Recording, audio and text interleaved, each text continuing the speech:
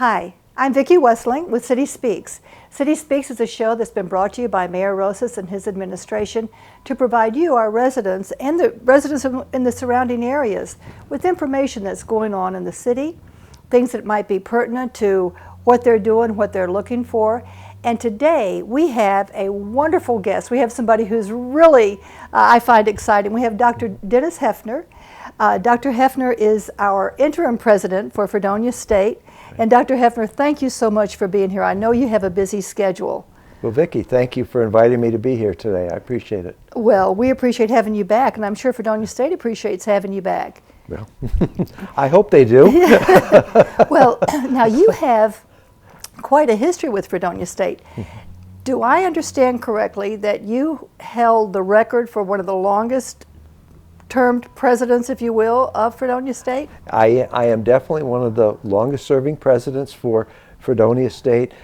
When it became part of the State University of New York, I am definitely the longest serving president with 16 years as president, and now with this year, I guess 17 years as president. There were two back in the 1800s that served around 20 years. So I'm technically the third longest for the 194-year history of Fredonia. Oh, wow. That's really something. Now, when you were here before, you did a lot of things. You worked in collaboration with both the village and the city. You were responsible, I believe, with the Fredonia Incubator here on Central Avenue. Definitely, yep. So now, tell me, what were some of the challenges that you faced in bringing that? What I wanted to do with the Fredonia Incubator was to provide an opportunity for more campus and community collaboration. I thought having an incubator that could bring new businesses in would be helpful for our students' learning and also helpful for the economic development of the region. And we have had some businesses that have graduated and stayed in the community and are now operating, but it was a chance for us to reach out to the community. My biggest challenge, though, was I had to do it without state funding, and so it is a self-funded program. So it still does not receive state funding to operate. And many people don't realize that.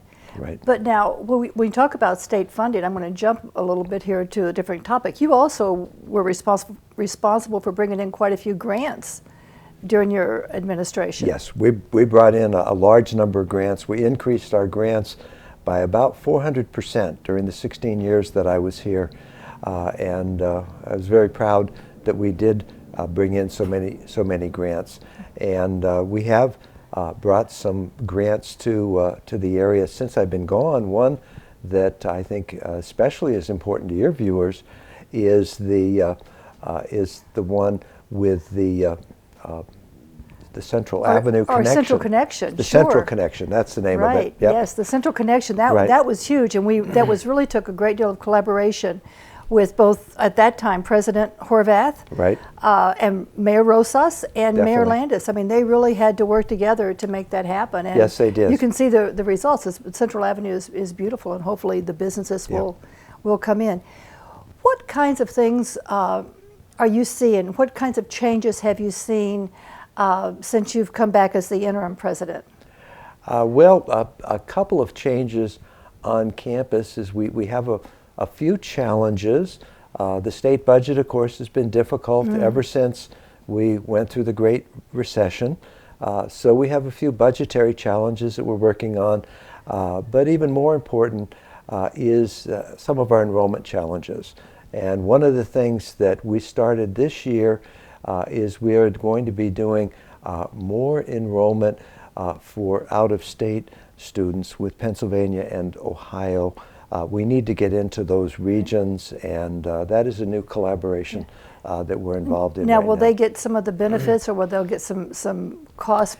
There will be a reduction in the out-of-state tuition, not nearly as low. It'll still be about double the in-state tuition, but there will be a reduction in that tuition, and the SUNY system has approved us going forward with that collaboration. Okay, and that would be for just our surrounding states, Ohio, Pennsylvania. Ohio, Pennsylvania only, yes. Okay. Yeah. So well, that's good. So because I'm sure enrollment is a challenge. Right. You know, every day. Right. And when we talk about enrollment, have you seen some curriculum changes, or are you planning on bringing in some different disciplines as far as curriculum and degree programs? We actually have several that are underway. Two that I'll mention is we're going to have a bachelor's degree in environmental science. That is a very critical issue. I mean, we're right here next to Lake Erie, and you know, the health of Lake Erie is a big issue, and we think we're well positioned for that program, and that is well underway, and we should have that in place by next fall. We also are going forward with our first ever complete online, we call it online degree program. It's actually a certificate. This is to help teachers who want to go into administration. It's an educational leadership certificate. We will offer it online to existing teachers, both within the region and across the state. Oh. It will be part of the SUNY online program, and I think that will be a very good boost to enrollment and certainly be a service to not only our region, but I think the state.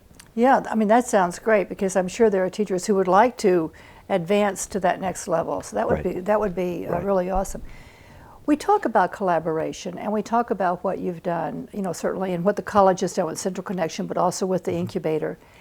One of the challenges, one of the goals that Mayor Rosas has certainly is to continue to bring students, to continue to do things in the city of Dunkirk on our waterfront that will make the students aware that, you know, the city of Dunkirk is becoming a destination. Right. How Yes, can it we is. work with the college to make that happen?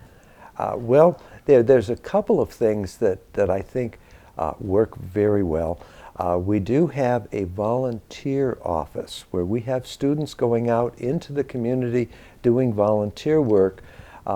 Last year, we recorded more than 24,000 hours of student community service just within Chautauqua County.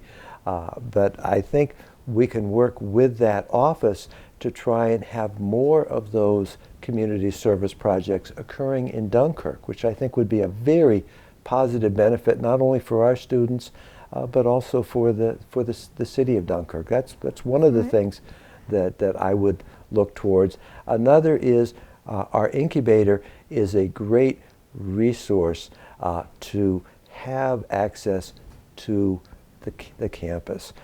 They can work with people to provide some interns, and that, you know, they have the knowledge of how to do that if there's businesses looking for interns, and they are a resource that I hope that the city of Dunkirk will take advantage of. I'm sure that we will. I think that we have done some of the things there, but certainly we'll have to expand that. Yeah. Absolutely.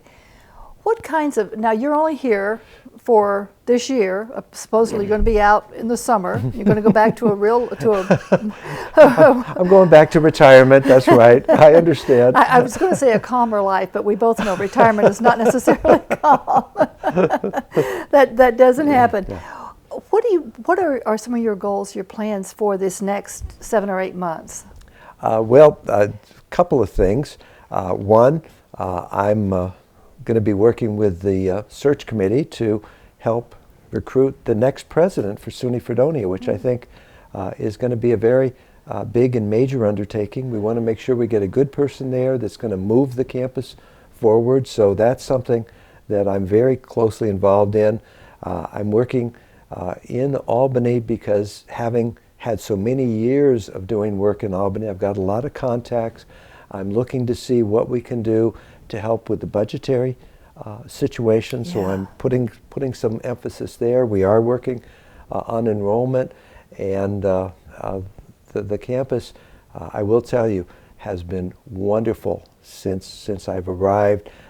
They have embraced me, maybe because they know I'm a short timer, Yeah. but for whatever reason, I don't know. the campus has been responding. I've said we need some degree programs in particular areas, and they have come back with some great proposals.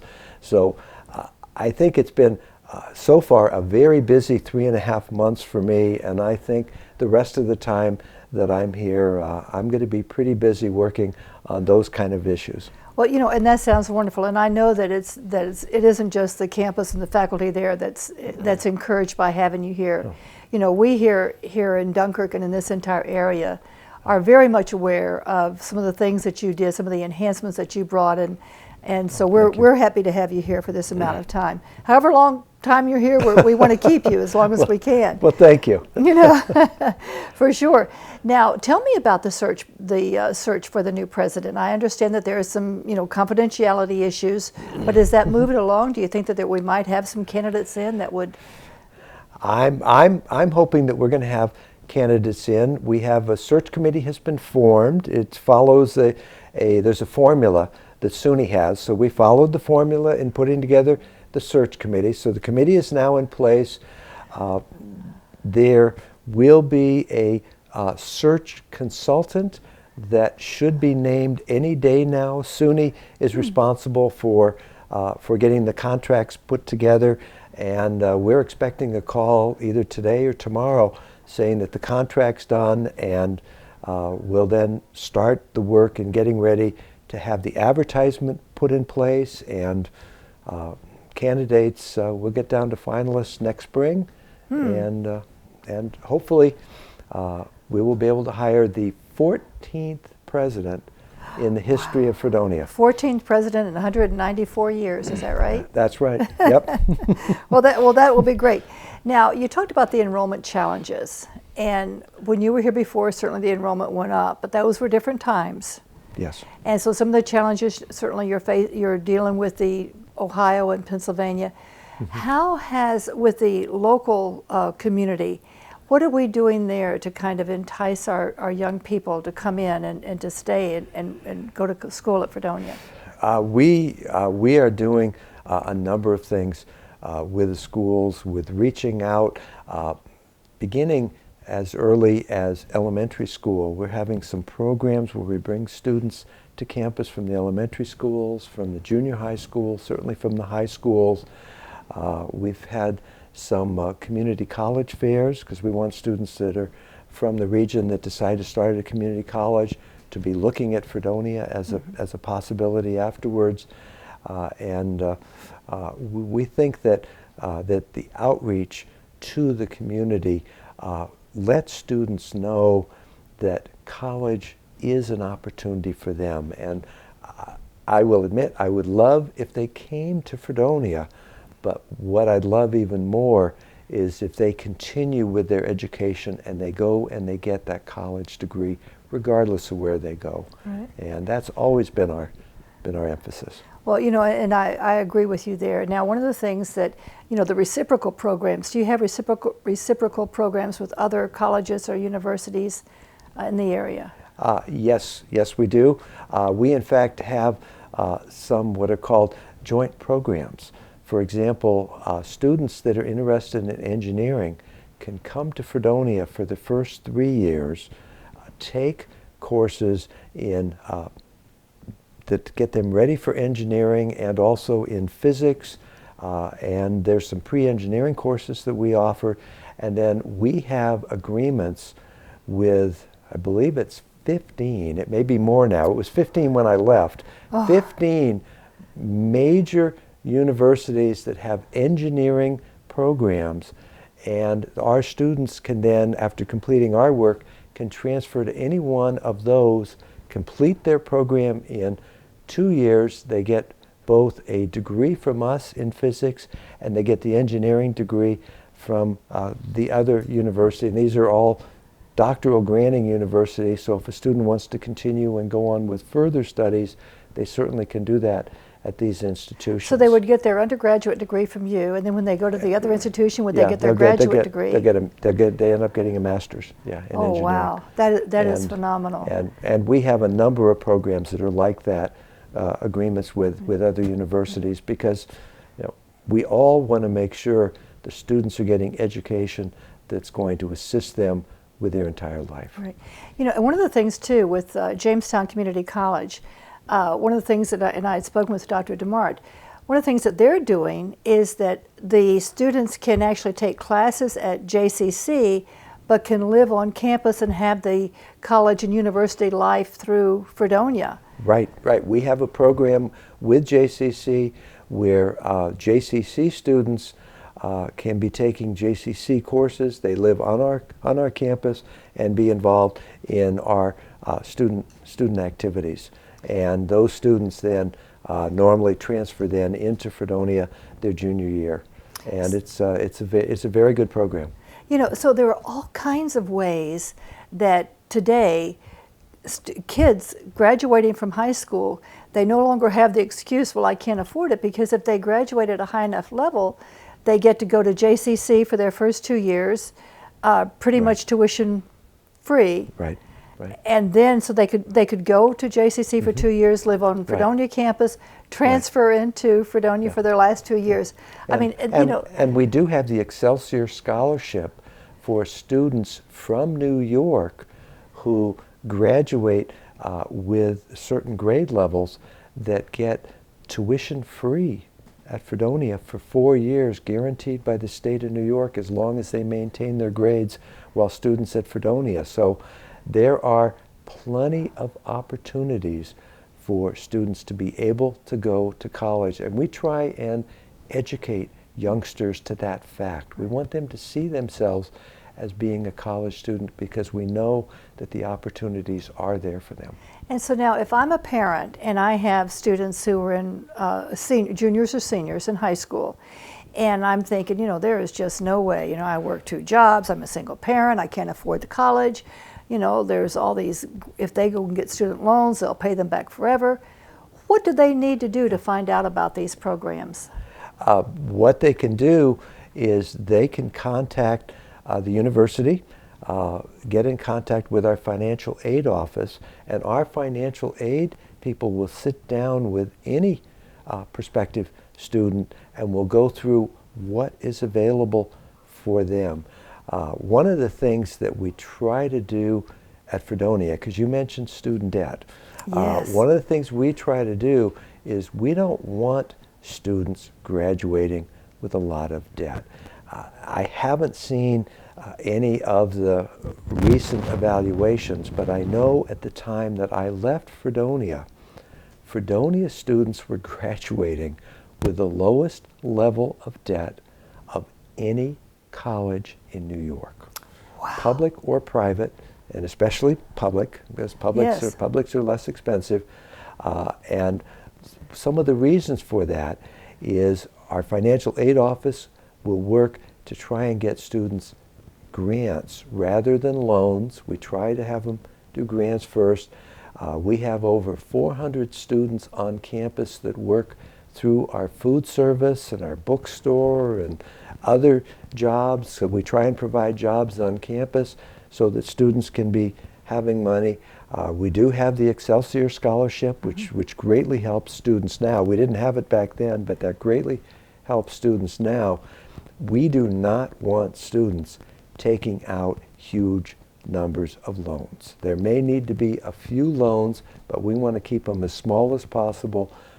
I believe that students should not be graduating with huge amounts of debt. That is unfair to them, and that is something that I am against, and our campus works as hard as it can to make sure that that doesn't happen. And when I hear some of the stories about students having debt that is in the hundreds of thousands, that is a horrible situation. Oh, it is. That doesn't happen at Fredonia, I will guarantee you. It is, and we have this image in our minds, and we hear it every day about, you go to college and you spend 4 years there and you study and you make good grades and you come out and you're never going to pay off your student loans. Right. So and it's good to hear that we do not do that at Fredonia. That's good to know. So all of you out there, there's no reason not to go. Right. Absolutely. So some of the other things that you have done in your previous tenure here, what of those are you planning to bring back or to restart or to continue to enhance? One that is still continuing, but I'm very proud of, is our 4-year guarantee program. It's called the Fredonia 4 program. I didn't come up with that name. I had a committee working on it, and somebody came up with it. This was 22 years ago. Fredonia became the first campus in the state of New York, first college campus, to guarantee that students would have access to all the classes they need to graduate in 4 years. The student would have to do their part, complete the classes, take some in the right order and so forth, but we would guarantee they'd have access to the classes, and if they didn't get through, we would pay their tuition for them to pick up whatever classes they needed. In the 16 years I was here, Fredonia never paid a penny under that guarantee because we made sure students had classes. It's the reason why at the time I left Fredonia, Fredonia was ranked 7th in the nation for 4-year graduation rates amongst public universities. You know, and it sounds to me like, and this is one of the things that people love about you so much, is that you really partner with the student as opposed to, you know, there's so many colleges and universities, we hear things and it's all about the academics or the professors or whatever, but you really partner with the student. Right. And that is important. Yeah. We are there for the students. I mean, that's why we're in business. I mean, we're there to educate students, to help them have a better life, and we need to be doing all we can to help them. Well, it certainly sounds like you're doing that.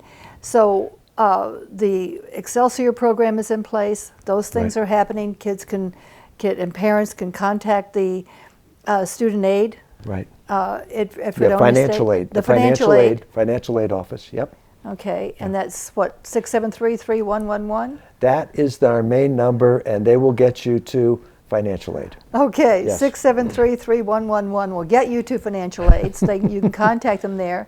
Anyone who thinks they can't afford to go to Fredonia just needs to go sit down with a counselor and work through it, because you probably can. What is your major degree program? What is it that most of the students come in and say, this is what I want to be when I leave here? Well, I mean, I know weren't you a teacher's college? Started as a teacher's college. We started as a teacher's college, and that is a big part of our campus.